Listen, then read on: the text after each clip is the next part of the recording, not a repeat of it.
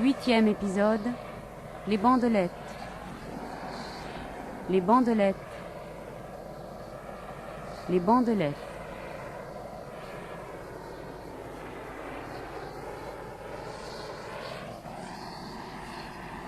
Les bandelettes.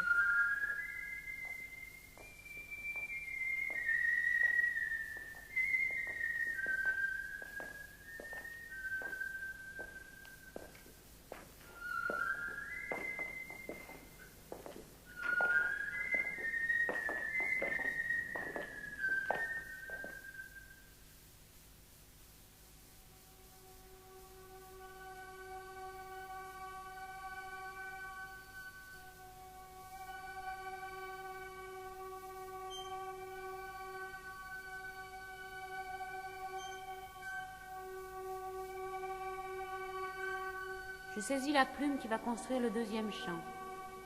Instrument arraché aux ailes de quelques pirargues-roux. Mais, qu'ont-ils donc mes doigts? Les articulations demeurent paralysées dès que je commence mon travail. Cependant, j'ai besoin d'écrire. C'est impossible.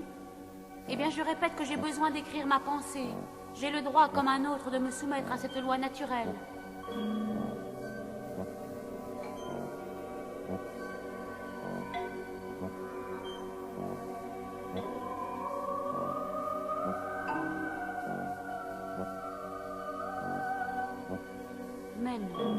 Mais non, la plume reste inerte. Tenez, voyez à travers les campagnes l'éclair qui brille au loin. L'orage parcourt l'espace. Il pleut toujours. Comme il pleut, la foudre a éclaté. Elle s'est abattue sur ma fenêtre entrouverte et m'a étendu sur le carreau frappé au front. Pauvre jeune homme. Mon visage était déjà assez maquillé par les rides précoces et la difformité de naissance pour ne pas avoir besoin en outre de cette longue cicatrice sulfureuse. Pourquoi cet orage et pourquoi la paralysie de mes doigts? Est-ce un avertissement d'en haut pour m'empêcher d'écrire et de mieux considérer ce à quoi je m'expose en distillant la bave de ma bouche carrée? Mais cet orage ne m'a pas causé la crainte. Que m'importerait une légion d'orages? Ces agents de la police céleste accomplissent avec zèle leur pénible devoir, si j'en juge sommairement par mon front blessé. Je n'ai pas à remercier le Tout-Puissant de son adresse remarquable. Il a envoyé la foudre de manière à couper précisément mon visage en deux à partir du front, endroit où la blessure a été le plus dangereuse. Qu'un autre le félicite.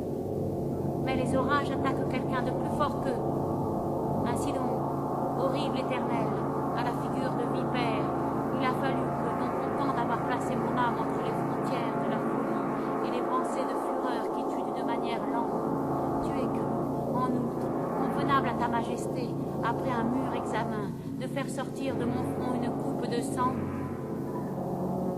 Allons, sultan, avec ta langue, débarrasse-moi de ce sang qui salit le parquet. Le bandage est fini. Mon front étanché a été lavé avec de l'eau salée. Et j'ai croisé des bandelettes à travers mon visage. Le résultat n'est pas infini. 4 chemises pleines de sang et de mouchoirs. On ne croirait pas, au premier abord, que Maldoror contint tant de sang dans ses artères, car sur sa figure ne brillent que les reflets du cadavre. Mais enfin, c'est comme ça. Peut-être que c'est à peu près tout le sang que put contenir son corps, et il est probable qu'il n'y en reste pas beaucoup. Assez, chien avide. Laisse le parquet tel qu'il est. Tu as le ventre rempli. Il ne faut pas continuer de boire, car tu ne tarderais pas à vomir. Tu es convenablement repus. Va te coucher dans le chenil. Estime-toi nager dans le bonheur, car tu ne penseras pas à la faim pendant 3 jours immenses, grâce aux globules que tu as descendus dans ton gosier avec une satisfaction solennellement visible. Toi, l'aimant, prends un balai. Je voudrais aussi en prendre un, mais je n'en ai pas la force. Tu comprends, n'est-ce pas, que je n'en ai pas la force? Remets tes pleurs dans leur fourreau. Sinon, je croirais que tu n'as pas le courage de contempler avec sang-froid la grande balafre occasionnée par un supplice déjà perdu pour moi dans la nuit des temps passés. Tu iras chercher à la fontaine 2 seaux d'eau. Une fois le parquet lavé, tu mettras ces linges dans la chambre voisine. Si la blanchisseuse revient ce soir, comme elle doit le faire, tu les lui remettras. Mais comme il a plu beaucoup depuis 1 heure et qu'il continue de pleuvoir, je ne crois pas qu'elle sorte de chez elle.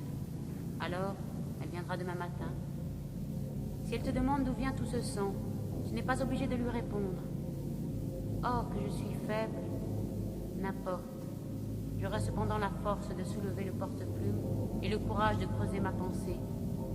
Ces bandelettes m'embêtent, et l'atmosphère de ma chambre respire le sang.